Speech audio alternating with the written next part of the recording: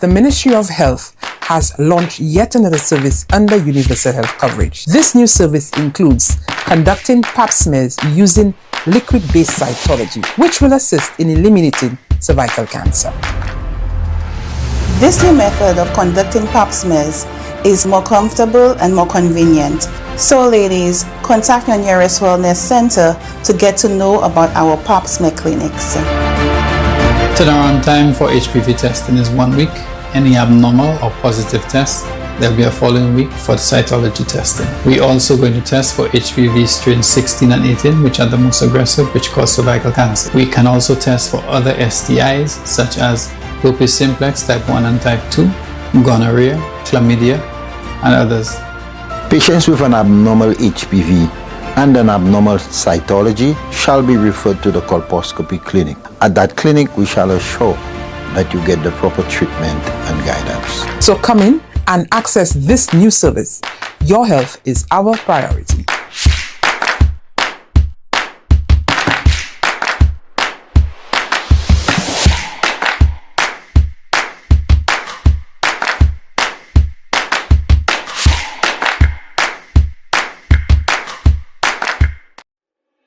Why are you suffering from aches, pains, and illnesses? When there's help for you. At Health Service Center, we offer a wide range of treatment that has been scientifically proven to help you with your aches, pains, and illnesses. Our ICT machine is one of the most effective devices in the health field. It has shown positive results in many health problems, such as back pains, shoulder pains, migraine headaches, pain in the knees and legs, poor circulation, arthritis, diabetic neuropathy, numbness in the feet, strokes and sports injuries. ICT, repairs, rebuild. The power to heal, the future of pain relief. The voice. Your hero is back. Raw facts, no fluffs. Shelton Daniel is here to deal with the issues. Real issues. 12:30 p.m. to 2 p.m. Monday to Friday on Real FM.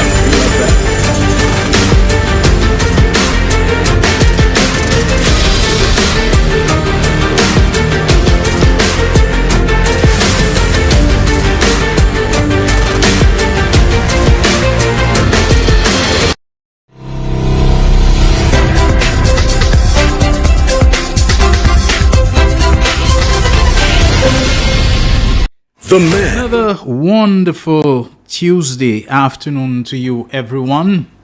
Thank you for tuning in and welcome once again to another edition, another week, albeit a shortened one, of The Real Issues with me, Shelton Daniel, your host and producer, alongside our technical operator, Alton Jaquan Joseph. I hope you had a wonderful holiday weekend. It was an extended one, 3 days. You know, the Saturday, the Sunday, and of course yesterday being Thanksgiving Day, October Monday. I hope it was great for you as it was for me, that you enjoyed yourself and that you managed to get some rest and some recharge, in addition to catching up with a few other things. Most importantly, that you came out of it in one piece, without any mishap or accident of any significance or anything that's long-lasting. But if you did, I wish you a speedy and complete recovery.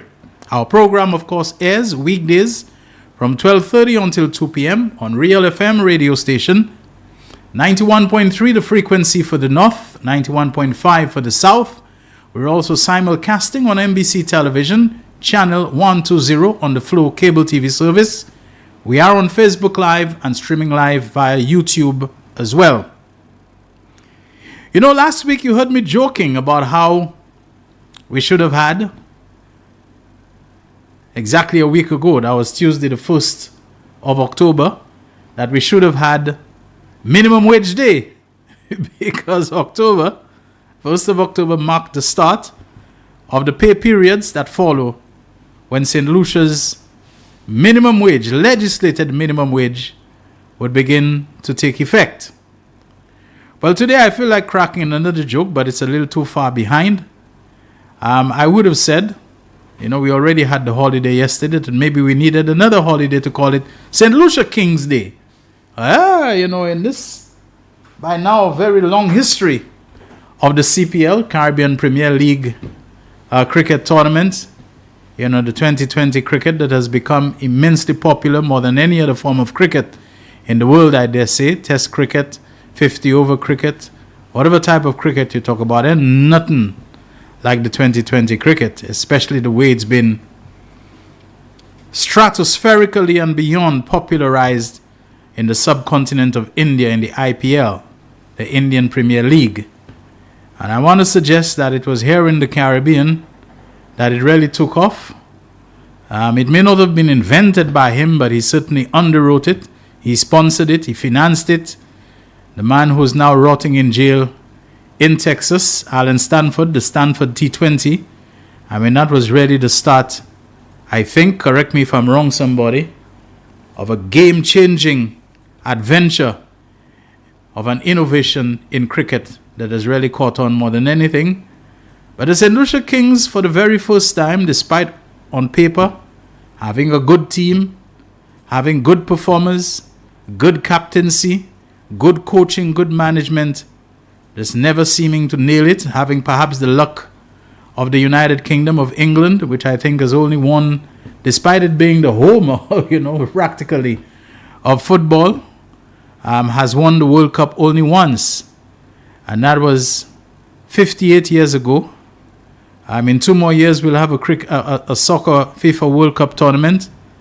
And that will mark 60 years since they won the World Cup. And they've never won it again. They might have come close, depending on what you call close.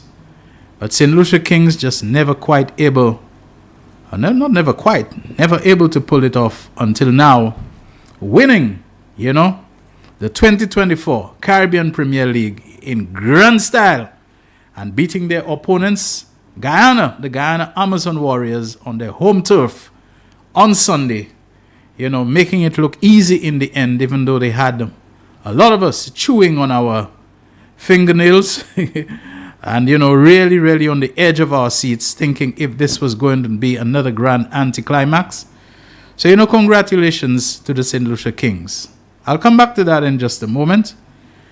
But I got to say that a lot of people say this is St. Lucia's year. It's always been St. Lucia's year, of course, but the Olympic glory that was brought to us by Julian Alfred in capturing gold. And I keep saying this. It's not just the fact that Julian Alfred won a medal at the Olympics and it was St. Lucia's first medal. But it's like she started off right at the very top, right at the very pinnacle. And the thing about she won a bronze and she worked her way up and she got better as she went along. It was instant glory and legend and fame. Gold on the first outing at the Olympics, 100 meters, And she almost pulled off a second gold, in the 200 meters. But I keep saying, this American girl, what's the second name? Gabby Thomas, that's the name? Yeah. She was just too good. She was good. Say whatever you want. And, I understand she's of partial Caribbean parentage, that her father is Jamaican, so she's got roots in the Caribbean. She's from, she has some connection to the land of Usain Bolt. So you never know how much, of ackee and saltfish and whatever, she had in her flask and in her food flask and so on, to make sure, that she had some Caribbeanness with her in Paris, etc., etc. I'm just kidding, of course, but she was good. Good height and strides and fitness and everything, you could tell. And in the Wonder Diamond League, Julian went there again and copped gold in the women's 100 meters. It's just been a good year for sports in St. Lucia. I think we've done well. A St. Lucian boxer, I'm told, in the UK has won a title. We've done well in chess. I understand. So it's looking like a very good year for us, especially when it comes to sports. A year where we feel happy, where we feel elated, where we feel delighted, where we feel, as we like to say, proud. I don't like the damn thing too much, but I understand the way we talk, I don't really like the damn thing, to people like me and many others in this country. Damnation carries a certain meaning, and it in connotation, damnation carries a very serious meaning. So anything that has to do with joy and that kind of thing, I don't want to add damn to it. But like I say, it's a manner of speaking, and I understand the way that we talk. I was trying to get Minister Kenson Kazime to have him, even if it was by phone, for a few minutes on today's program. Because apart from it being St. Lucia's year and Julian Alfred's year and the St. Lucia King's year, etc., etc., etc., it's looking very much like Kenson Kazime's year. Oh, yes. He must be feeling really pumped up and, as the Minister of Youth Development and Sports, to see these kinds of performances in sports by, for the most part, or totally young people. Julian Alfred, Olympic gold, and silver, won the Diamond League gold, in the same year and so on. St. Lucia Kings pulling it off and on it goes. Minister Kenson Kazime, we say big up to so many people, but I want to take the time on this program to say big up to you, Minister. You and those who work with you in the ministry and the various associations and the programs that you have, whatever people say, you must have been doing something well and doing something right. Yes, it's true, it's Julian Alfred who goes and who does all the, innovating stuff of training and, all the intense workouts, and we know that. But we know coordination, collaboration, working with the Olympic Committee, with the National Athletics Association, with the National Cricket Association. We know definitely something must have been clicking in terms of getting it all together. And I think, Minister, you deserve to take a bow. Like I said, you and all the people with you. Great stuff, Honorable Kenson Kazime. And I kind of wonder, I think I read somewhere about the Prime Minister is thinking of giving the youth economy its own separate ministry or portfolio or something. Is he planning to divest himself of the youth economy portfolio? I don't know. And I thought to myself, I wonder if Kenson Kazime, since he's already the minister responsible for youth development, is there any thought, is there any contemplation, is there any inkling that maybe they might shift the youth economy portfolio to him? I don't know. He's not among those who's into finance and is an economist and so on the order that you'd say the Prime Minister himself and Mr. Wayne Girard and so on, that they are people in that. But ministers don't need to be experts in the technical areas that they oversee. Of course, what they need is to provide good oversight, good direction, good leadership and so on, and let the people who are the experts work to actually do it and to bring it together. But, I kind of thought about that. But let's forget about all of that and say congratulations to Honorable Kenson Kazime, the Minister responsible for youth development and sports. Good.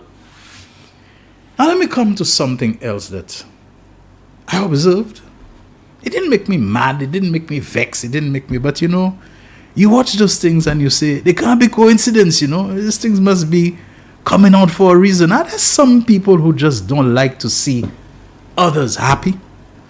They don't like to see others celebrating. They don't like to see others immersed in what we will consider to be joy. They have to try to come and put some kind of fly in the ointment. How they call them? Party poopers? Killjoys? People who like to rain on the parade?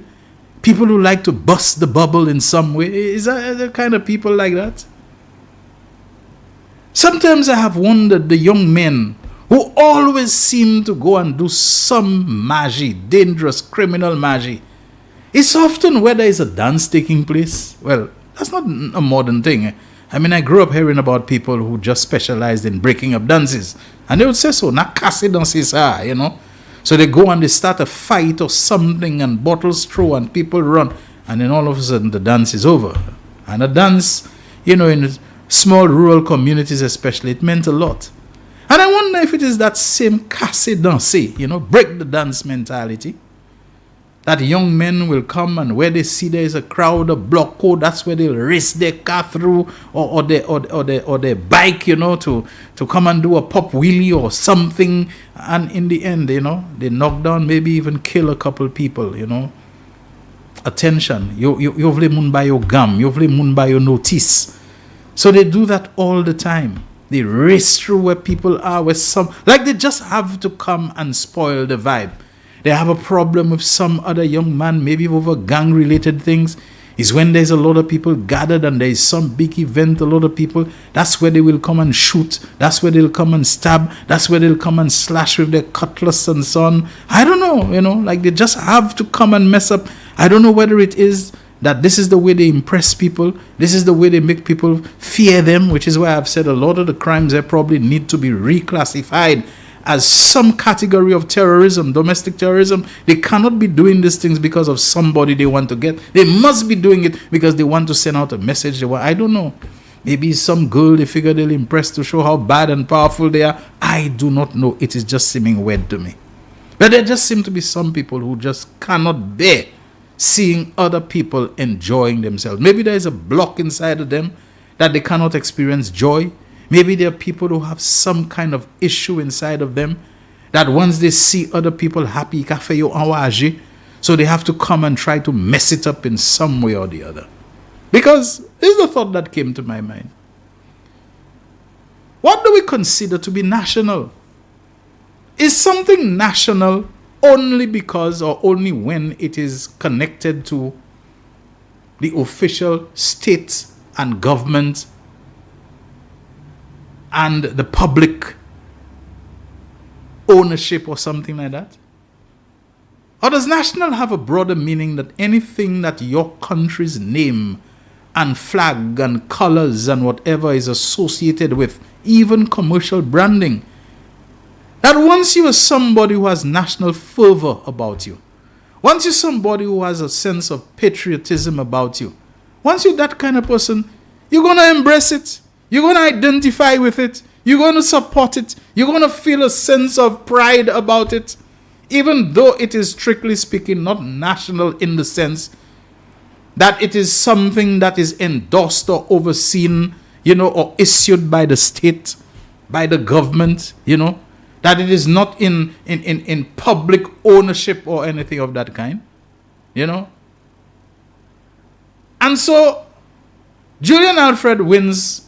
I mean, which country is not going to become delirious with joy? Countries that are accustomed already to winning medals, Jamaicans and so on, they go absolutely crazy at the performances of the athletes and so on. I mean, they have this kind of thing. You don't hear this chat about, Jamaicans, I want to tell you that, don't get carried away, It's not Jamaica that won a gold medal, it's Usain Bolt. Who says that? Who says that anywhere to anybody? That when Julian Alfred won the gold medal, that the first thing a certain well-known somebody saw to come and post on social media, on Facebook, was to basically point a lecturing finger at St. Lucians and to tell them, get it right. This medal that Julian Alfred won is not St. Lucia's, it's Julian Alfred. Okay, yeah, we know that. That's why nobody else has a right to come and take a medal and bite it. Only the athletes who win it, Noah Lyles and all of them, they do that like they're biting like it's a piece of candy, whatever, that they have and so on. It's their candy, the candy of joy, the candy of accomplishment, the candy of victory, the candy of triumph. Nobody else has a right to come and take it and bite it or play that they're biting it, This is something of a young man who did that and so on in his enthusiasm, but the message has to be put out that, hey, there is decorum, there is etiquette associated with those things. And in any case, to find yourself up to a national figure like Julian Alfred, who, as I've said, is a VIP now, who is entitled to, the highest levels of protection and security and so on.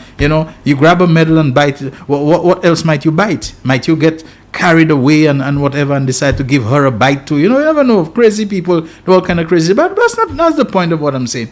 Why would somebody want to come and make it the first order of business to come and tell St. Lucians, get it right, that's Julian Alfred's medal, that's not St. Lucia's medal. I mean, didn't she compete under the national banner, under the national flag? Didn't she compete? I mean, isn't that the way they do it in the Olympics and the World Champions, that people are represented and people are identified according to their nations? Jamaica takes the gold and Julian Alfred of St. Lucia and so of the United States, and the United States relay team. Isn't that what is said? That there is a hand-in-glove, inseparable identification between the individual and the nation that they hail from or the nation they are representing. Why does anybody need to come and tell St. Lucians, that, this is not your medal, Why wasn't the same thing said when Chef Nina People didn't care whether this was John Compton's daughter and she was born in the belly and the bosom of Flambeau, all this thing that the top labor man Frank Charles and all organized on the Derrick Walcott Square to have a giant screen for people to come and to cheer and to, virtually like they could, in some kind of telepathic or, will Chef Lina on to victory and how crestfallen they were when she wasn't and so on. Why wasn't that kind of talk said about America's Top Chef or whatever the competition was? That, St. Lucian's, this is Nina, this is not your... Why now for Julian Alfred? I know what the buzz bubble is about, Some people have that bee, in their bonnet. They have that whatever gripe in their craw that never goes away. That because they don't like a particular government or politician or they fell out of it, that they do not mind deflating the entire national mood of joy and euphoria, which is well deserved. I kind of wonder, I don't comment on certain things. I don't get involved in them. They draw you into the kind of exchanges that to me, that do not profit. And sometimes when you see people already have things on their chest, like I say in their craw, your honey, Pacho, your bow, and you just don't go there, especially over the years. I've taken more than my fair share of it and so on. And I probably know who is roiling and boiling and seething and chafing, itching for a crack at me. But I had to ask myself, what was the purpose of it? Now I'm seeing, as the St. Lucia Kings have won, someone else, not the same person, comes out and it seems like his first order of business is to remind us that all the celebrate we're celebrating. This is not the national team. This is a franchise. Of course we know it's a franchise. Are you going to go and tell the people of Trinidad and Tobago not to celebrate with the absolute delirium that they're in when the Trinbago Night Riders, are playing? That is all about steel pan and calypso, and the typical thing. Trinidad is like the headquarters of cricket celebration in the Caribbean for a long time, Queen's Park over legendary, more for the celebrations and the characters and those people and so on. You're going to tell them that? Why? Because even though it is franchise, even though it's essentially private enterprise, and a lot of the players are not from Trinidad and Tobago. They're from other parts of the Caribbean, the world, Afghanistan and South Africa. They still come back. Why? Because of the Trinidad and Tobago branding, the colors. So they come out there with their steel pan and their costumes and everything. The very fact that the name of their country, the identity of their country is co-opted into the branding. They don't care if it's private enterprise. They fall behind it with a kind of a fervor, with an intensity, with a fanaticism. That this is Trinidad and Tobago thing. Is the branding. Well, all of a sudden St. Lucia Kings win. People now want to come and lecture you about franchise cricket. You think the Guyana people who are out, en masse in their numbers, it's almost like every home and everywhere behind that place was empty because people came out to watch Guyana Amazon Warriors. You didn't care about how many of the players might be, from this country, who might be an Antiguan, who might be this, who might be all the way from, I don't know if Nepal plays cricket or whatever, but from all over and so on. This is what they're concerned about, the branding of Guyana, Amazon Rainforest, Amazon Warriors and this kind of thing. This is where the national thing comes in. They're nationally proud because they are nationally represented in terms of the branding and the co-opting and what it reflects. Do you go and lecture them? In India, this vast country, it is the second highest population in the world, that massive subcontinent. For how many years this guy from Trinidad, Dwayne Bravo, was a really, staple figure, really high caliber performer, a game changer with CSK, the Chennai Super Kings. You believe the people of Chennai, which I think was formerly called Madras in old times, whatever, that they care about whether the team had so many people who were not from Chennai, Mahendra Singh Dhoni, former Indian captain, top performer, people from all different places and so on playing for... You think when the people of Chennai come out and they absolutely fanatical about their CSK, their team and so on, and its performance. You're going to go and tell them, you Chennai people, y'all are celebrating, but this isn't a Chennai team, look at all the foreigners. Or you can go and say that to the Delhi Daredevils, or to the Deccan Chargers or the Bangalore, whatever, and so on. So much mixture and so on. It is just the branding for the city, for the province, for the region, for the state, whatever, that people fall in line and they celebrate. What is this thing about coming to lectures about our celebration? Must remember that it is, not a national team. Of course we know it's not a national team. It's a nationally branded team. It's called St. Lucia Kings. Yeah, it has people from all over. That is what we like, the infusion and so on.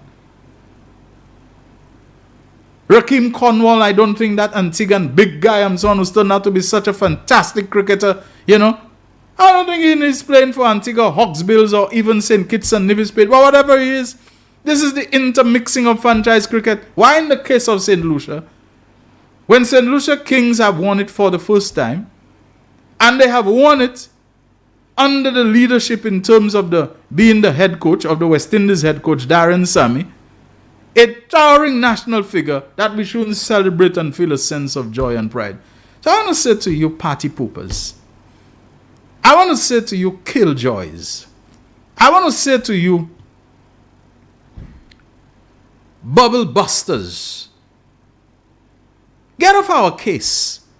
Deal with your own reasons for being joyless, or whatever grouse that you are nursing, whatever axe you have to grind. Find some other way to pursue it, to deal with it, and stop trying to come and, it's your freedom of expression, of course. And I see people who responded to that post, as the previous one, they were merciless. Repeatedly, they all asked, what's the point of this? What is the point of all this? What are you trying to say? What is this meant for? And I mean, they really socked it and gave it to the poster. Like I said, it's freedom of expression. People are free to say. But you can always see the signs of when people who are nursing some grouse, who have some kind of thing in their craw, whatever that they're, some bile that they just cannot seem to neutralize or get over, that they try to take away the joy. I think the response to them is good. St. Lucia, good things have been happening to our country in 2024. We do not know, like the song by Buju Banton says, I don't know what tomorrow may bring, but I've got a feeling. We could be done in by a severe hurricane, We're still in the season, Between now and the end, and now we're having, beyond season, late season, off-season hurricanes. Remember the Christmas Eve trough of 2013? We could be just done in an instant, by some mega hurricane. And when I say mega, this is not hyperbole. We saw what Hurricane Maria did to Dominica in 2017. And we also saw what Hurricane Irma did to Barbuda in the same year. Look at what a hurricane has just done to the United States. Usually it's in the Caribbean, in poor backward countries like Haiti, that you hear about hundreds of people killed in a trough, not even a hurricane, by the flooding and this kind of... Why you ever hear United States, whatever it is, hundreds of people dead in the United States from a hurricane that was not even close to the order of Irma or Maria? It happened just, and I think they're facing another one right now again. I didn't quite follow that other one. Hundreds have been confirmed dead in America. Usually, these countries, I think, because of their development, because of their wealth, because of their resources, because of their systems of the agencies and evacuation things and all, like they seem to have it so well put together that they're able to minimize deaths. They have severe hurricanes hitting America and you have 5 people, 2 people, 1 person, you hardly hear, you wonder, but what is it? It's because they have all the resources to put so much in place. The same way with Ebola.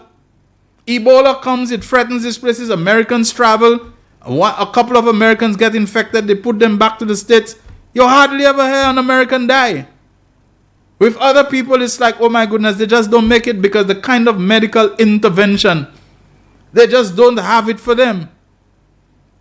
Now you're hearing hundreds of Americans.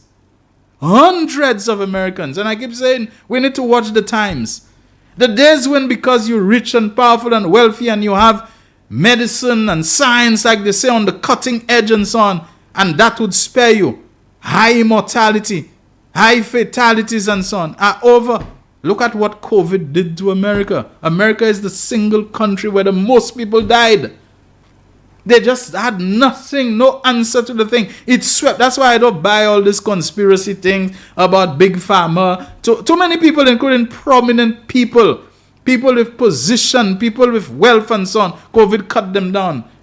If there was any conspiracy beginning in countries like America, look at them. COVID tore through them like, tore through them like it was going to, annihilate those countries. Italy, France, Spain, you name it. COVID was just destroying them.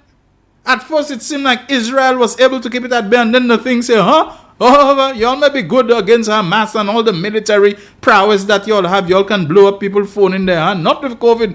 COVID decaled them down the line and so on when they thought they were doing well. Okay. We have to understand, folks, that there is a possibility that down the line something could happen to us. And it is even worse now that those big countries that we normally could expect would help us, they're so preoccupied with their own problems. America election, hurricane, this, that, and the other, and Europe worried about what Vladimir Putin might do next, war in Ukraine and so on. They're preoccupied with their own issues. So when we have joy, when we have some reason for feel good, let us take it. And a lot has happened in St. Lucia this year. I personally am optimistic. I'm looking for more good things to happen. I see Millennium Highway seems to be making a little more progress, but I don't want to talk because every time they seem like they're going forward, then things just seem to die. The portion, like I said, from the lower Cicero Gap and so on to go down to the Bannon Roundabout, it seems forever. You know what I mean? I've called it the forever road and so on. I don't know. Sidewalks and all of that, I don't know when they're going to get free. But I see as if some movement is happening and so on. St. Jude Hospital is another place. And government, if you all can overperform, over-deliver, that even after you all finish the hospital before the next elections, that you all can begin to tackle that airport. I don't know if it's a project that you can pull off within the time before the next elections. But overperform and over-deliver. So that all this foolish talk that's going on, like people, you pan power, you pan commisation, or they must talk some nonsense as a way of to show how absolutely unable they were to pull off anything that is memorable that you can remember, except what they concoct and invent themselves and so on. Please do it. This is the real issues. I didn't like the way the program ended abruptly on Friday and so on, so I want to open the phone lines early. So when I come back, you can call, and it can be I'm in the midst of something most intense. I'm going to interrupt it to take your call. Don't go away. The voice. Your hero is back. Raw facts, no fluff. Shelton Daniel is here to deal with the issues. Real issues. 12:30 p.m. to 2 p.m. Monday to Friday on Real FM.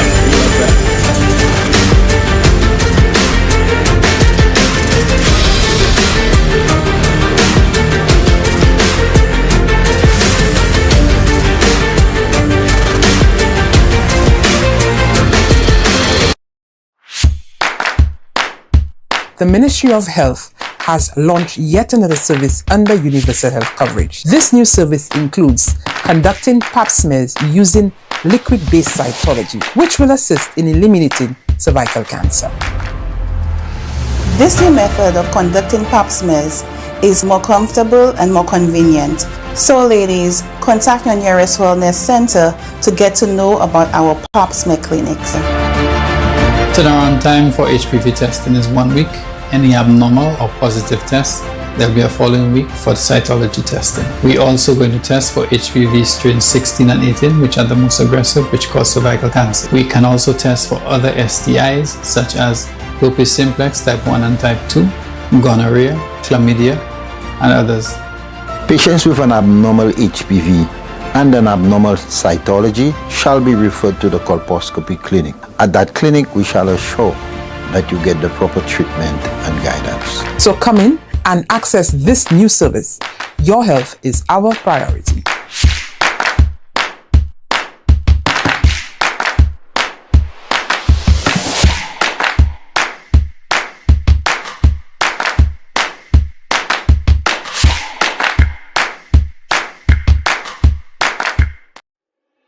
Why are you suffering from aches, pains and illnesses? When there's help for you, at Health Service Center, we offer a wide range of treatment that has been scientifically proven to help you with your aches, pains and illnesses. Our ICT machine is one of the most effective devices in the health field. It has shown positive results in many health problems, such as back pains, shoulder pains, migraine headaches, pain in the knees and legs, poor circulation, arthritis, diabetic neuropathy, numbness in the feet, strokes and sports injuries. ICT, repairs, rebuild. The power to heal, the future of pain relief. The man, the voice. Your hero is back. Raw facts, no fluff. Shelton Daniel is here to deal with the issues. Real issues. 12:30 p.m. to 2 p.m. Monday to Friday on Real FM.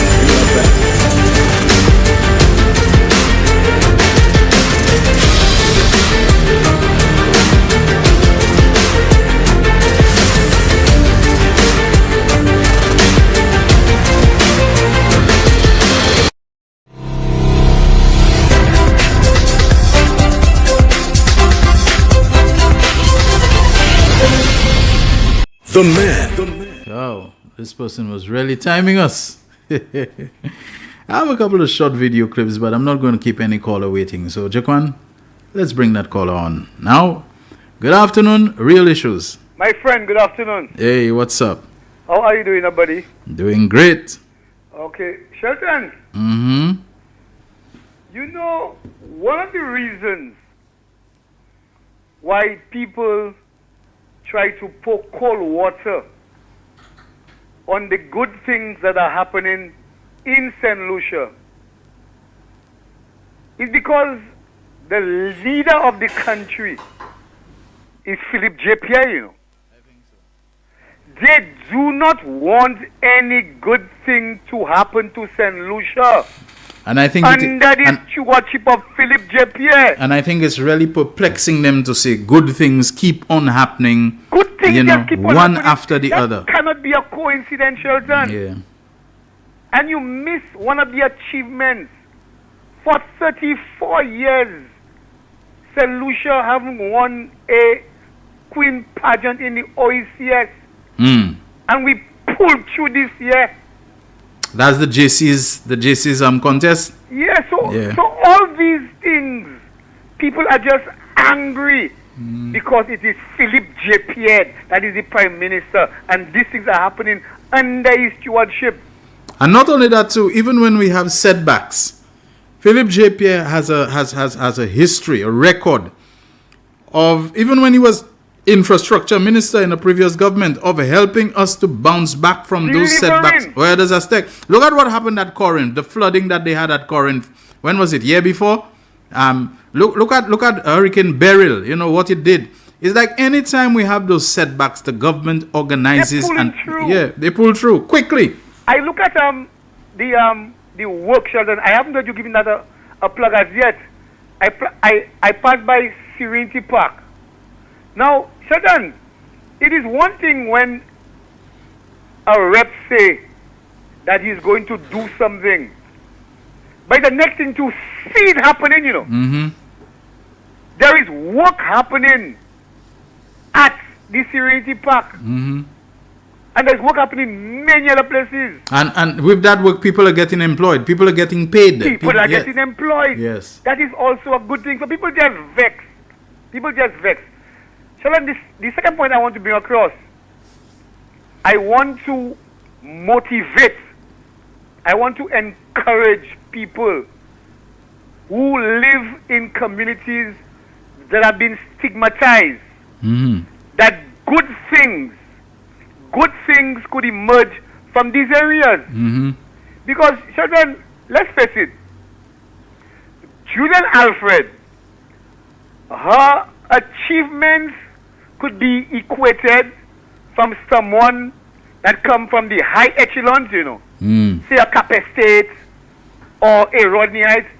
But I think of it this morning, and I say, but that girl must have had some fire within her to rise up to that occasion, to where she is right now, Shelton. Yeah, but you see, when you look at her evidence, when you listen to her testimony as to the struggles that she went through, but she had at the back of her mind that she is going to succeed at the age of 14 years, leaving her country, going into another country where she knew no one, and she had to push and break barriers, Yes. So I want to tell our people from Grass Street and from New Village and from Conway and from Graveyard and from areas from Marshall that have been stigmatized, you can rise up to the occasion and be successful. Thank you very much. Right. Thank you very much. Thanks a lot. Jaquan, barring any calls coming in right now, can we play that video clip about St. Lucia's economy shows strong growth and projected to expand further? Do you have it? Let's roll it for now.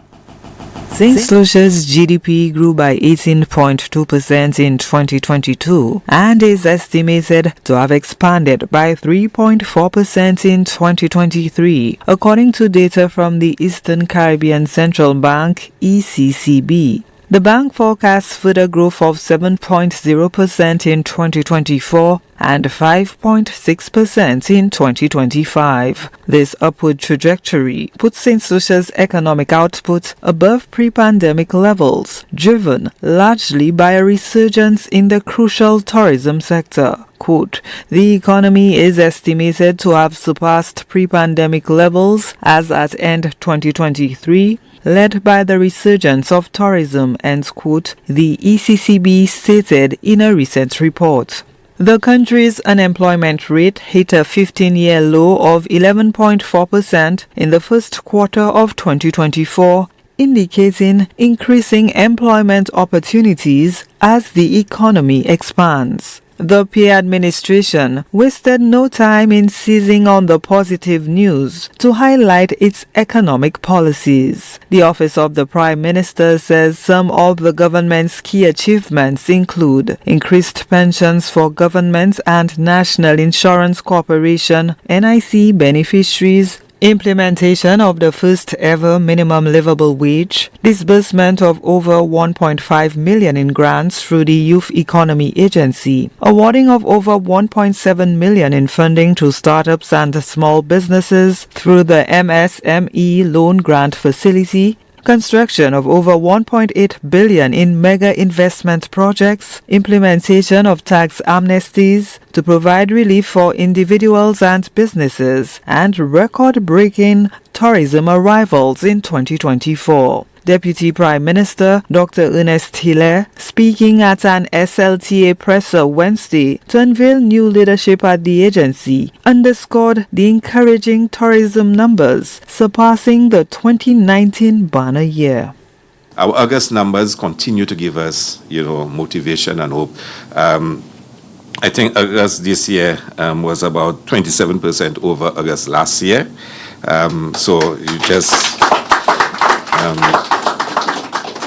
So we continue to grow. We're 3%, like I said, above 2019. The first cruise ship is arriving next week, so we'll have a small ceremony to signal the start of the cruise ship season. We're expecting to have a bumper cruise industry season this year, so it's going to be exciting again for us. So there's a lot happening, but I always want to say to you, we must look beyond the numbers. Numbers will mean nothing if our people do not benefit more from it. Despite these positive indicators, challenges remain. The country's debt-to-GDP ratio stood at 74.5% in 2023, well above the Eastern Caribbean Currency Union's 2035 target of 60%. Officials are calling for a, quote, big push, end quote, to transform St. Lucia's economy, stressing the need for actions on crime reduction, human capital formation, digital transformation, and climate resilience. As the largest economy in the Eastern Caribbean Currency Union, contributing 26.5% of regional GDP in 2023, St. Lucia's growth has significant implications for the wider region. Gina Filippi. All right, let us acknowledge this report as coming from HTS, Helen Television System in the HTS News Force. And we want to acknowledge that it is their production and, their property. We have a call on the line. Hi, good afternoon. Real Good Issues. afternoon, Shelton. Hi, how are you doing? I'm good. How are you? Great. All right.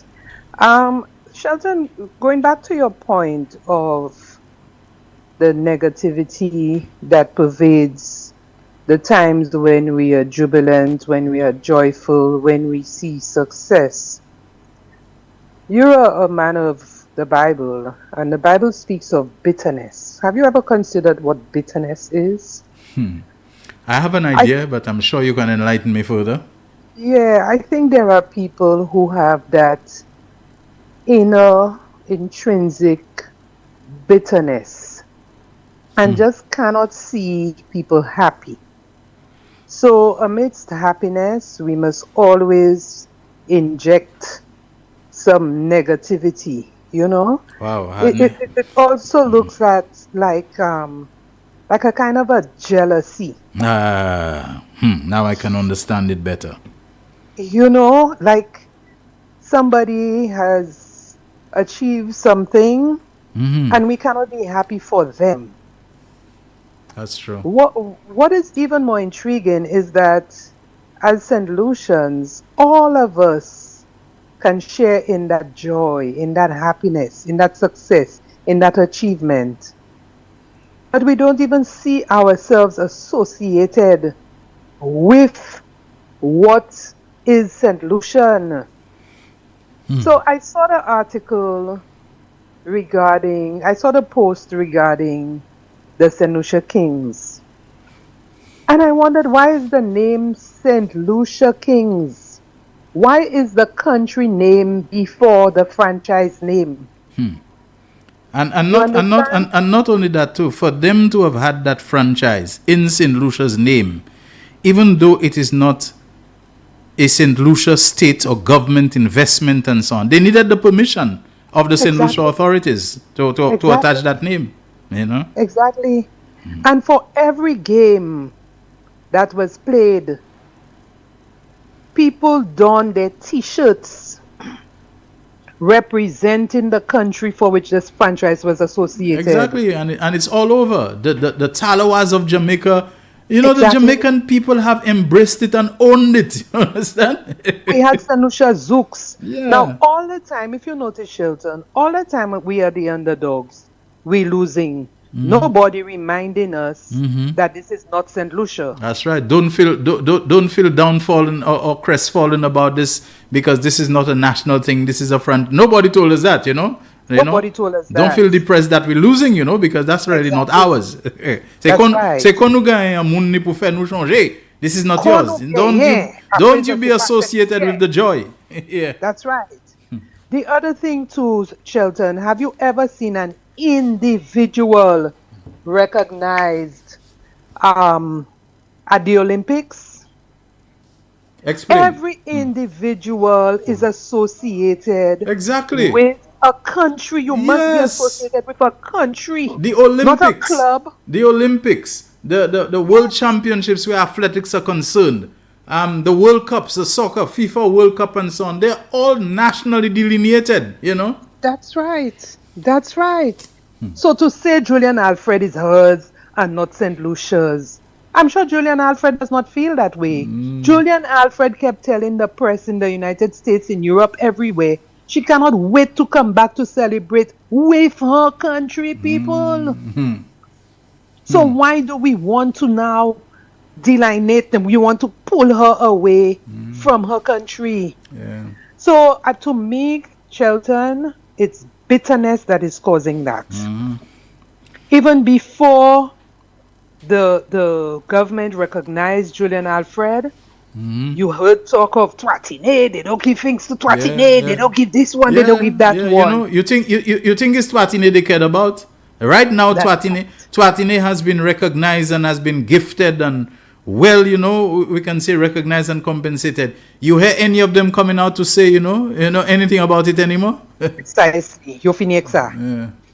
Amidst the St. Lucia Kings, amidst the success, you're hearing another talk, about another cricketer that they didn't do well for and so on. We have to stop that, Shelton. There are times to celebrate. In Ecclesiastes, we know there's a time to live and a time to die, a time to be sad and a time to be happy. Let us be happy when it is time to be happy. And let us share with pride. I kept saying, Shelton, we are too humble for us not to show pride. We have to take more pride in our country. We have to be proud. I agree with you. I don't like to say the damn, because even as a child, you could not say damn. Damn was a swear word. But this song that came out, really, we should be singing that every day. We have to add that to our national anthem so that we can be proud St. Lucians. Bajans were that way before. When you're talking Barbados, you have to, this Bajans, now it's St. Lucia's time. I mean, Bajans, their country is always the greatest in the world, That's right. Always, From 2021 until now, we just have a streak of success just going. The only two things that I'm still very concerned about is our crime situation and the number of traffic accidents that we're seeing on our roads. We have to deal with it.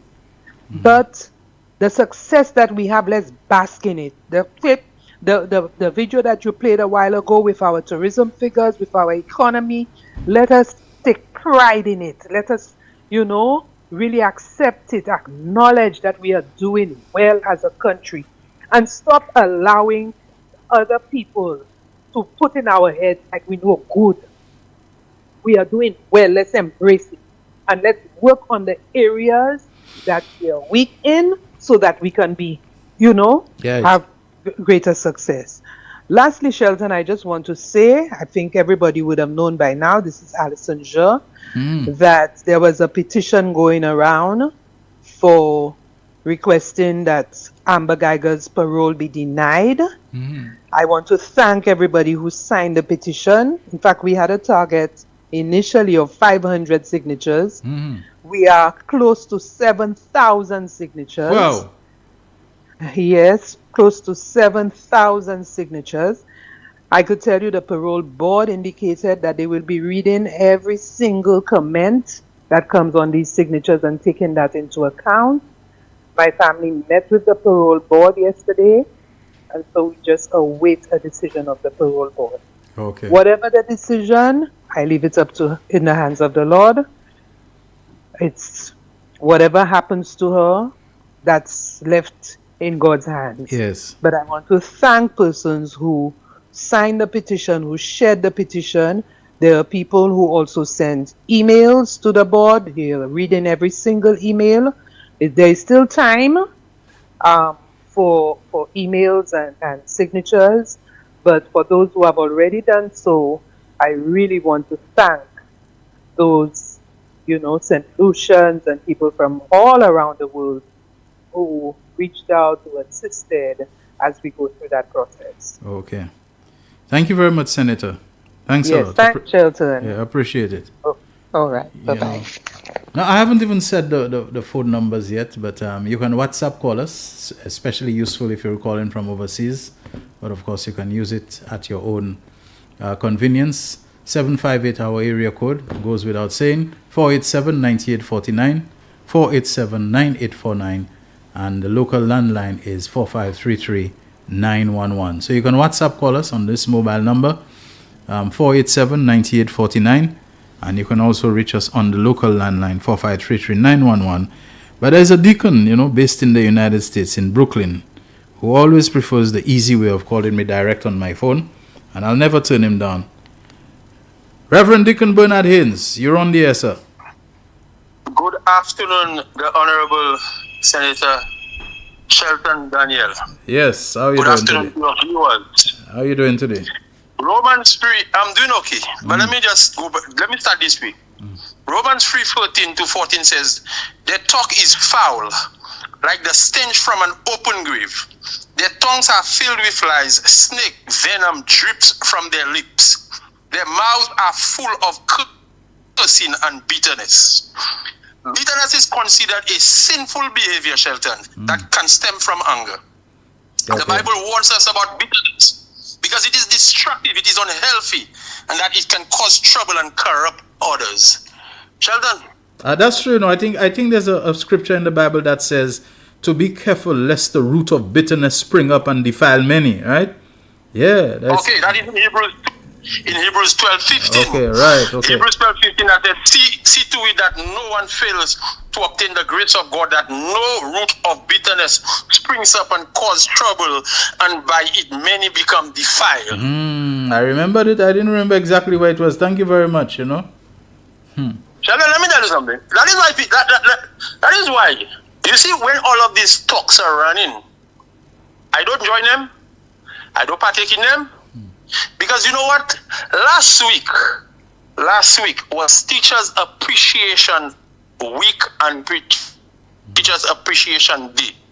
Sheldon, I thank the teachers who taught me, like Christopher Favre, Mr. Alsey, Gail McDonald, Priska Charles. These people who taught me at school, Miss Beverly James, these people taught me and taught me right, Shelton. People taught me, and I probably did not attain up to where I was supposed to be. But Shelton, I did not stay dumb, I did not stay stupid, and I did not stay ignorant at school. Exactly.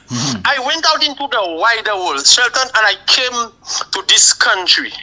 And I have learned so much that you see, when these talks run, they can't touch me. They can't convince me otherwise. Because, Sheldon, let me tell you something. I don't care what they write about St. Lucia. St. Lucia, they got a map. Flag me got volley. That's right.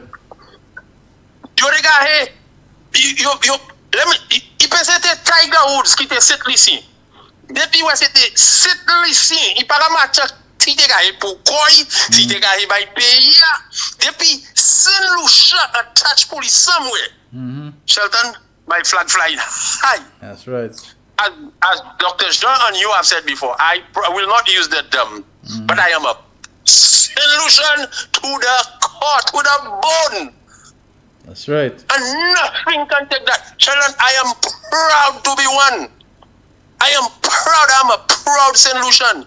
And in the midst of progress, in the midst of goodness, I will be joyful. Sheldon, you know what has happened to us? I do not know who has taught us or what have we done. I don't know what I do not know who has taught our young people, but I think our young people need to read more, revisit some of the things that has happened to us as a people in the past, and see the progress that is happening under Prime Minister Philip Joseph Pierre. I do not like when we, as ourselves, use it in the political, this little black guy. I'm not going to use that. But you see, this man, that God has ordained his footstep, has directed his path, and has blessed him with proper stewardship for the people to lead the nation, St. Lucia. And things are happening. St. Lucia is in all its glory, regardless of what is happening crime-wise, Shelton. I think there is a joy unspeakable and full of glory among the people right now. Okay? The young people, you can see young people what is happening.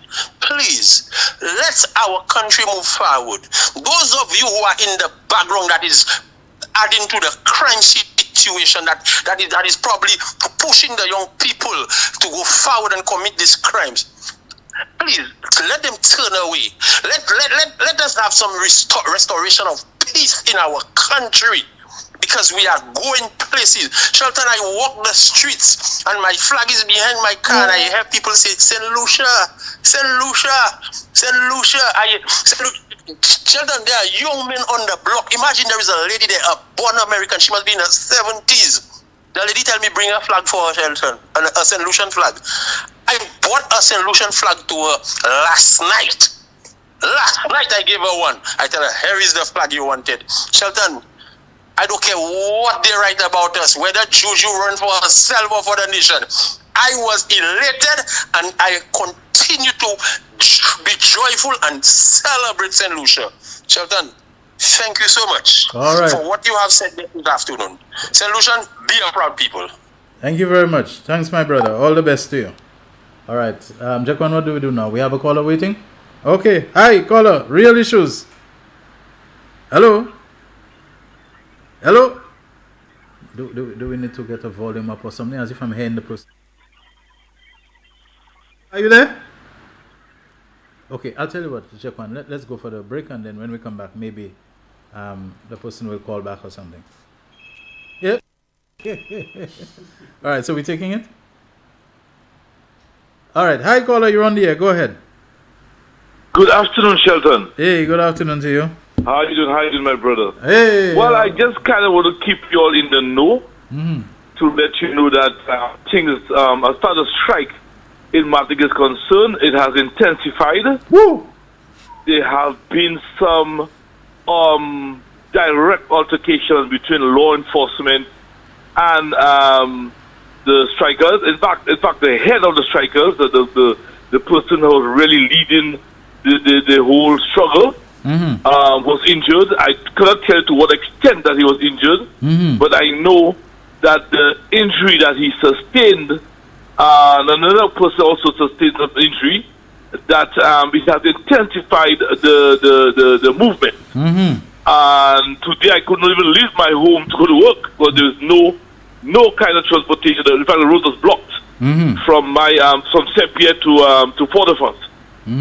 And they have vowed, as I said, to continue the struggle until they get some results. And I know that there are several senators that represent Martinique in France, in the French Senate, and the other Caribbean, French Caribbean islands, and they themselves have been intensifying their voice, and they added their voice to the whole idea of the cost of living in their territories, the French territories in the Caribbean. And the minister who is responsible for Outre-mer, which means that the French territories, has agreed to look into it and said that he's actually working on a plan. I don't think he has presented it yet to his parliament and so on. But just to let you know that there are some, those folks, as I said before, they are really, really, really determined to have something done. So this is the situation. So we have had some measure of violence, hoping that it does not escalate any further. But as far as the strikers are concerned, the movement is concerned, that, as I said, they are determined to get some results. Okay. Thank you, my brother. Yeah, thank you very much, Shazzy. I hope, things get resolved over there, and that it doesn't impact people like you a little too much, But I think you know the territory and the lay of the land very well. Okay, let's go for the break, Jaquan, quickly, and then we'll be back. The voice. Your hero is back. Raw facts, no fluff. Shelton Daniel is here to deal with the issues. Big issues. 12:30 p.m. to 2 p.m. Monday to Friday on Real FM.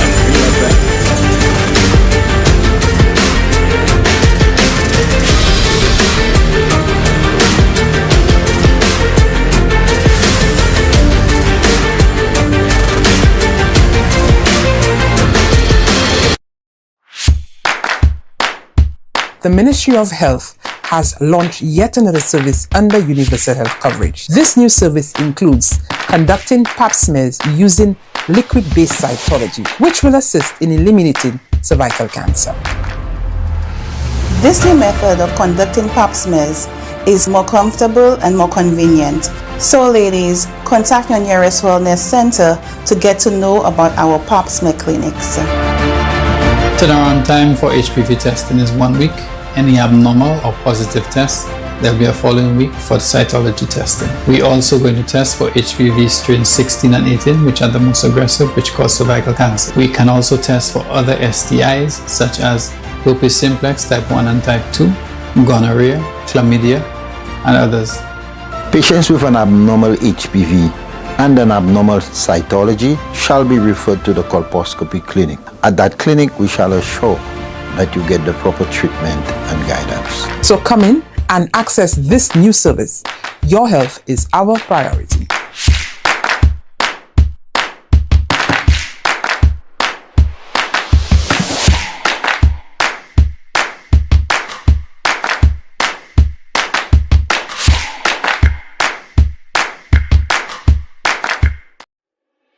Why are you suffering from aches, pains, and illnesses? When there's help for you. At Health Service Center, we offer a wide range of treatment that has been scientifically proven to help you with your aches, pains, and illnesses. Our ICT machine is one of the most effective devices in the health field. It has shown positive results in many health problems, such as back pains, shoulder pains, migraine headaches, pain in the knees and legs, poor circulation, arthritis, diabetic neuropathy, numbness in the feet, strokes and sports injuries. ICT, repairs, rebuild. The power to heal, the future of pain relief. The voice. Your hero is back. Raw facts, no fluff. Shelton Daniel is here to deal with the issues. Real issues. 12:30 p.m. to 2 p.m. Monday to Friday on Real FM.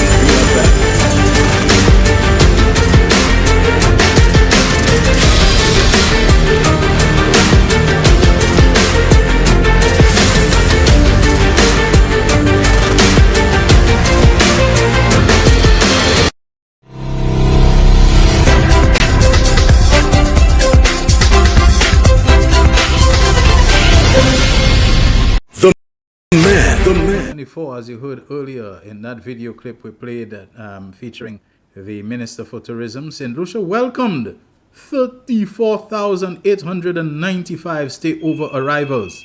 Arrivals are up 27% when compared with August last year, August 2023.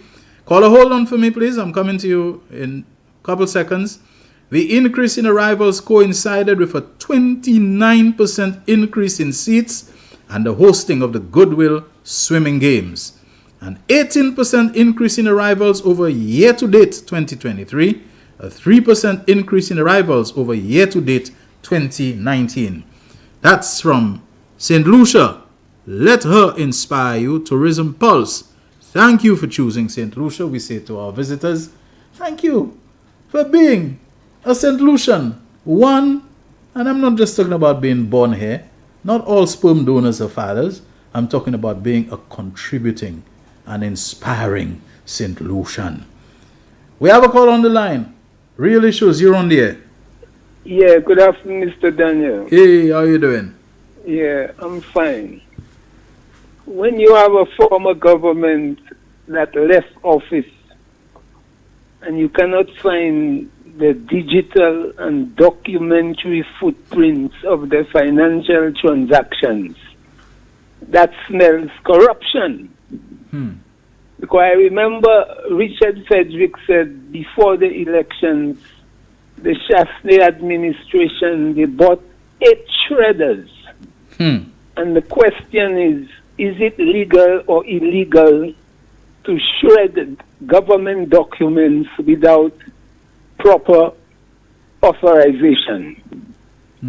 And that former government, we had seen a level of corruption and conflict of interest at a height we had never seen before.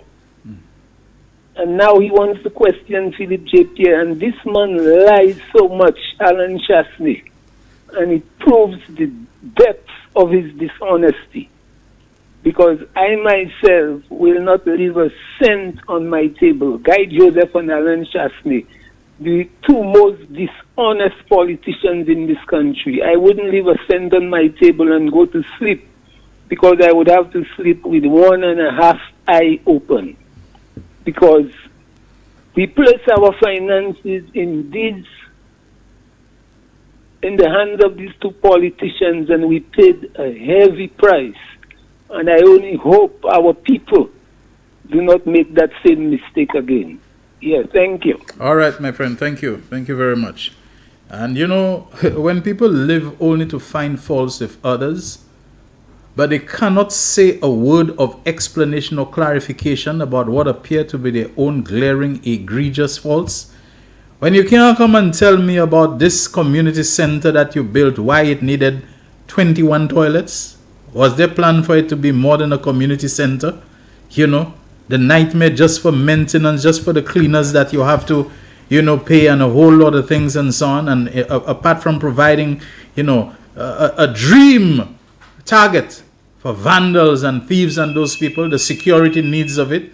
When you can't come and explain why you were Prime Minister and Minister of Finance and you directly awarded rent contracts, you know, for the government from, you know, your own family, which had a company of which you were a direct shareholder in it while you were Prime Minister. You don't want to come and talk about those things, but you always want to come and drop hints about corruption. We have a call on the line. Good afternoon, Real Issues.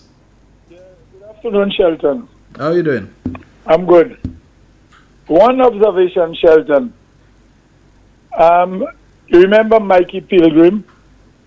He's still alive. He was one time our Prime Minister. Interim Prime Minister for a while. Yeah. Interim Prime Minister. And at one time, not at one time, he was the one very instrumental in the formation of the National Commercial Bank of St. Lucia. And now the Bank of St. Lucia. Yes. Now, you know, sometimes it pains me, honestly, when I see Mikey have to be taking a line like everybody else, and most probably the staff at the bank don't even know that he is Mikey Pilgrim. He was instrumental in the formation of the bank. Well, let me ask you this. Don't they have lines at those banks for senior citizens and people like that? Yeah, they do have senior citizens. But what I'm getting at is, you know, a picture of Mikey, to me, should be placed in every Bank of St. Lucia branch. Okay. You know, giving a little history about instrumental and so on. And also, he was the former Prime Minister. To me, all former Prime Ministers, all Prime Ministers, Bank of St. Lucia, to me, we should have a little picture of them there. You understand? Okay. I don't know if I'm making any sense. No, I mean, it's a thought. It's a thought. I mean, it doesn't you know, mean because so on a morning you see Mikey there rushing. He had to, not rushing, actually rushing, but sometimes we talk, and he tell you, let me go and take my position. You know what I mean? But you know what I find, even beyond everything else you've said, to the best of my recollection, Mikey Pilgrim is over 80 now, you know? You know, to me, just the fact of his age, he's. I mean, he looks fairly in okay. Yes, and so on. But I mean, I think Mikey Pilgrim is 80 plus, if I'm not mistaken. You know. What I'm saying, people like that. Be special arrangements. Even I went to First National, and I saw what's his name, McDonald Dixon. You know what I mean? At one time, acting Governor General. You know, have to be taking a line, sitting, waiting on a senior's line. To me, these people should be getting some privileged attention when they get to the bank. And McDonald Dixon is a former chief executive of the bank, eh? I mean, yes. Or Bank of and to the best of my knowledge, he hasn't been too well, you know. So, you know, we should have a little more sympathy when it comes to these guys. You know, when they enter the bank, that at least, you know, they given a little more privilege than myself. You know, who have been involved in, you know, at least getting a lot of things started in this place. Okay. All right. That's my contribution. Yeah. Thank you very much. Thanks. Yeah. That's a thought. We continue taking your calls, and we have someone else on the line. Hello. Good afternoon. Real Issues. Hello.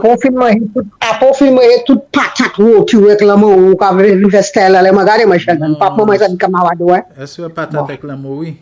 Papa lesi Patat bay roti sa. an Papa lesi bate. bay sa. Di yon lot bay, di banan, di boapen, di bay. Me aswe patat ek lam. Pati manje patat roti an bate? Well, pa weekend nan ki pase la. Oh, okay, alright. Well, maman di yon bagay. Mounan ki di about Julian Alfred, trophy Julian Alfred se pasan nou, epi achievement se Kings la pasan nou. Mounan di sa, mounan son sour grape. Mounan son komisyon I ka fe bayan moun. I ka pase bayan moun. Maman di, jan set li si, ma jeme an la vi mwen wè eleksyon kon sa. Moi toujours yon sell side, moi j'aime cross flow. Moi parfois mi Chodel Mall. Yeah, go ahead. Nous connaissons WP, nous connaissons Flambeau, nous connaissons WP, nous connaissons SLP. Après l'élection, yo passe un moment petit quoi encore moi pas yo petit quoi encore yo. Nous fini, nous viens qu'à manger dans même calbassa, dans même couilla.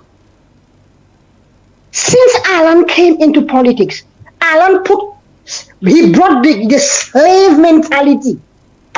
He instilled the slave mentality into us, where he have us picking on each other. Maman di mon bagay. Alan di majorité nous pas l'école. Moi-même ça. Matière l'école vrai Alan. But there is nowhere you know your history better than me. And I need to send one message to those that are really on the Alan's way. I can sing the national anthem. I was born at Lacouville, Micoud. So I love the land that gave me birth. Alan can't sing the national anthem because St. Lucia never birthed him. Have a good day, people. Enjoy you all day. Okay, thank you very much. Miguel, you really believe the holiday thing was serious? That it was I don't know if other people called in for a holiday. I was just joking, about St. Lucia King's Day and so on. The day after the Kings won, it was already a holiday, so we couldn't put a holiday on it, and I agree it's a franchise. But I see you answering that like you're serious, Miguel. Nope, they're a franchise, holiday not necessary. I will support the Kings, but I quite disagree with those calling for a holiday. That is a private franchise, and most of the players are not even St. Lucian nationals. Miguel, you really thought that was serious? Anyway, we have another call on the line. Hi, good afternoon, Real Issues. Hello. Hello, good afternoon. Yeah, good afternoon. You're on the air, and you must listen through the phone, not on your TV or anything like that. Yeah, what I'm saying, when you say there's people that obstruct people, Stop listening to yourself on the TV or the radio. Listen to us and talk to us through the phone. And lower the volume of your TV or radio or whatever you are listening to us on. Okay, bossman. Okay, I do that. Yes, then. All right, go ahead. I call them guys garbage mine. They're looking for a place to empty. They need to go to the dump and come back differently. Empty the mine, the dirty mine in the garbage bin, and come back with a good mind. Because you can't hear a man have a good party going on like Sunday, like the holiday yesterday. I don't know. Sunday I don't want my bed and a big rock bomb on my roof. That is jealousy. Like I live with my wife and then I just touch the person and the person needs to just obstruct me, jealous on my house. You need to go in the dump and empty his mind. I can't even answer him. I can't say nothing. So let me tell you, what happened to you? Somebody is using your garbage bin or they send a stone on your house. I'm not understanding you very well. Yeah, as I said, Sunday I don't on the bed with my wife about 6, 7 o'clock in the afternoon. And I heard a stone banging on my roof. There is nothing on the roof that no coconut tree there, no mango tree there that can fall and to say mango fall like what fall on the roof. Right. Somebody sent a stone, like there's jealousy we're talking about. They say you're afraid, they're talking bad about the lady. What she winning for us? It's for us. Whatever she gets, she brings for us. And then you have to appreciate what she do, appreciate how she behave and what she gets and what power she put in, what first possibility in. So you have to appreciate that. We don't have to come and bite his medal or try to say any kind of stupid word. We have to be respecting that lady because she makes us proud in our country. We bring a gold medal, which is nobody has to talk bad about her. So let's bring that medal. It's the only that can go and leave his power and bring them in. So we have to respect her. We cannot try to disturb that lady. So them kind of people that try to disturb people when they're doing things, I call them garbage mind. Okay. So they get that you and say that he doesn't good in the head. That's why they're behaving so they don't do what they dump. They go and empty the mind and come back with another mind, another attitude, another ways and means. Okay. So you cannot respect that. So you say in the mind that they have now, they need to put it in the garbage bin. Yes, and get a new mind. Do you know where they can go and get that new mind and shop for it or whatever?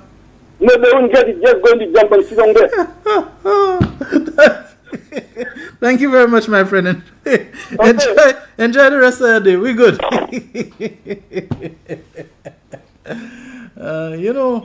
There has to be a serious difference between the bitterness that Alison Jean and Bernard Haynes were trying to explain to us and depression. It can't be depression. I've been depressed. But sometimes when I'm depressed, you know what snaps me out of the depression? The joy of things like Julian Alfred. I will be in the dip, and my goodness, I watch a thing like what Julian Alfred did. I watch a match like the St. Lucia Kings winning for the first time. I know so many of the players not St. Lucian. They're not even from the West Indies and so on.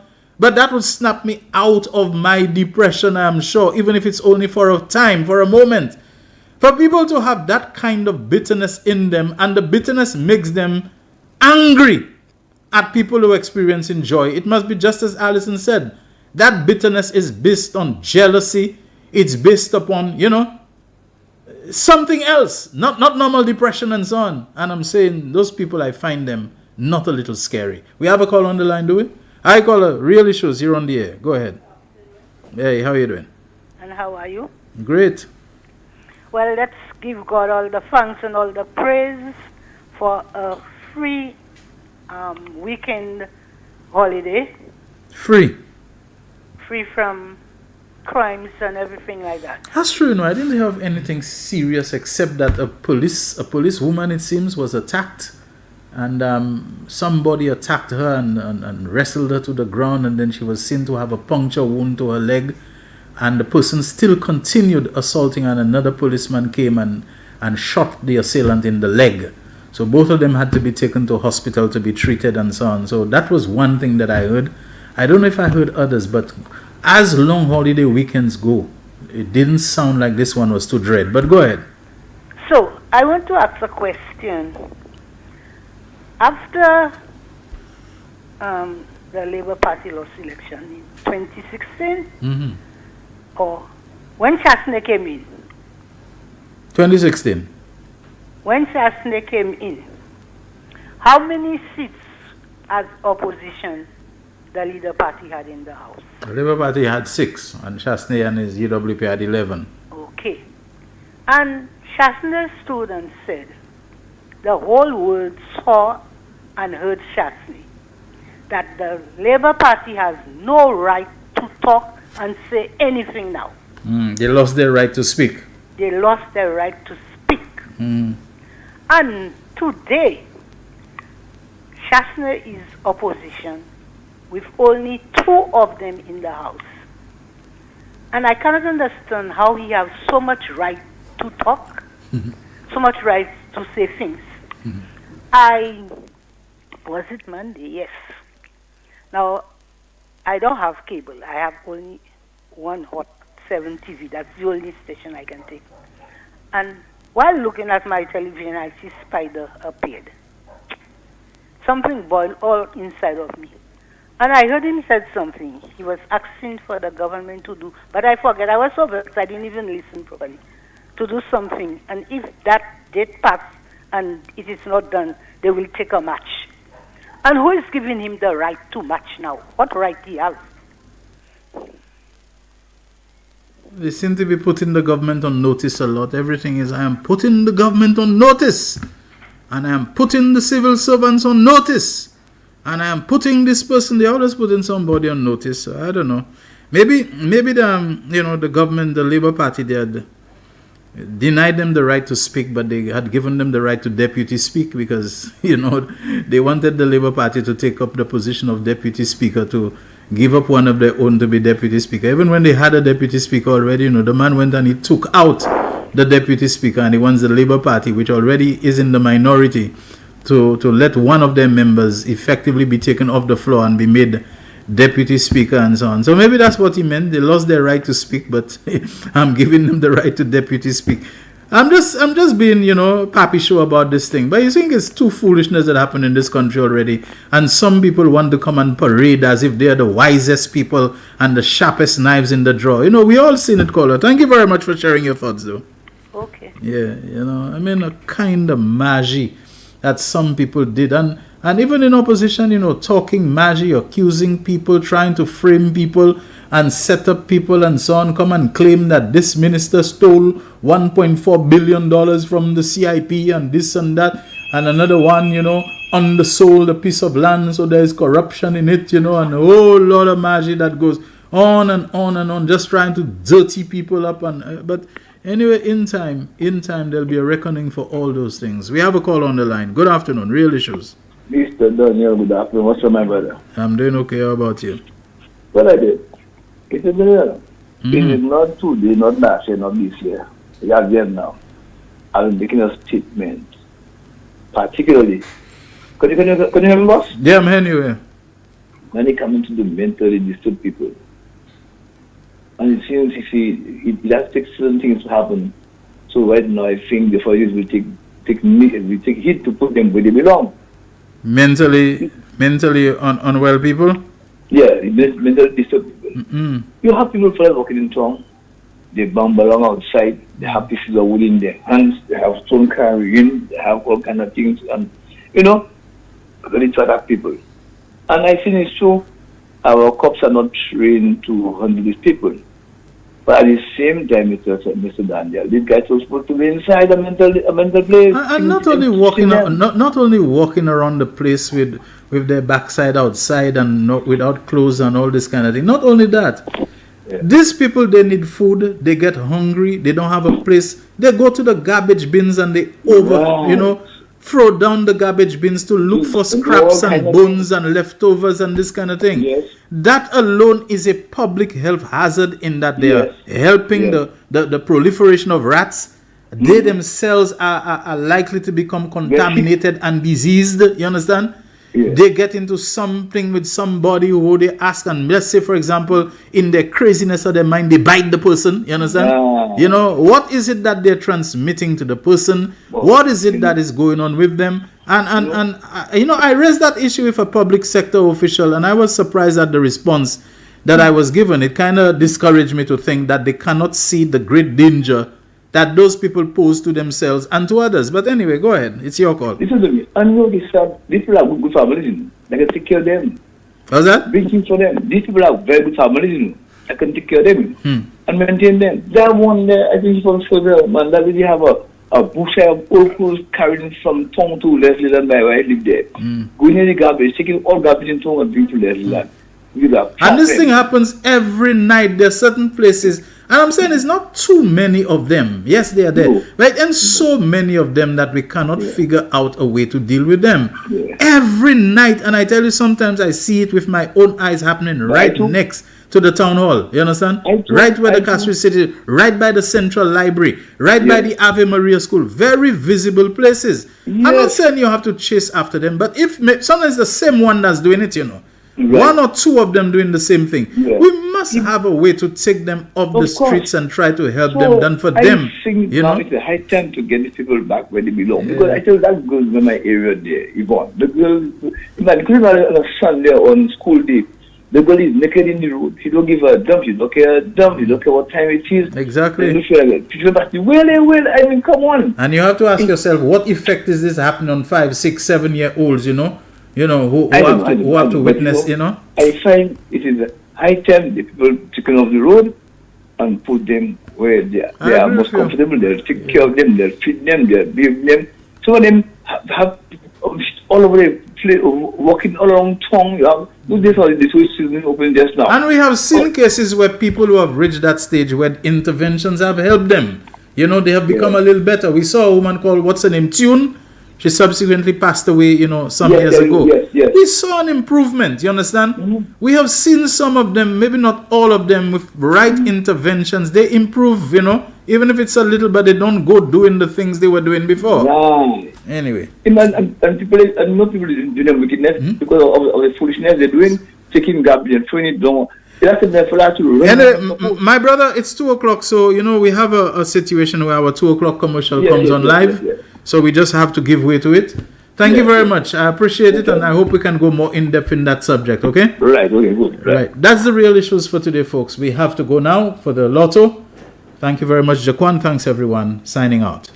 The winning numbers for the midday draw of Tuesday, 8th October 2024 were Double Daily Grand 17819, Big 4 8101.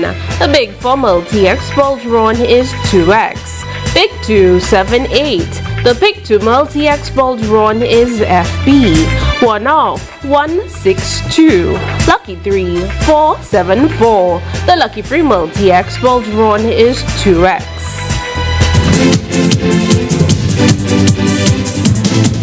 The man, the voice. Your hero is back. Raw facts, no fluff. Shelton Daniel is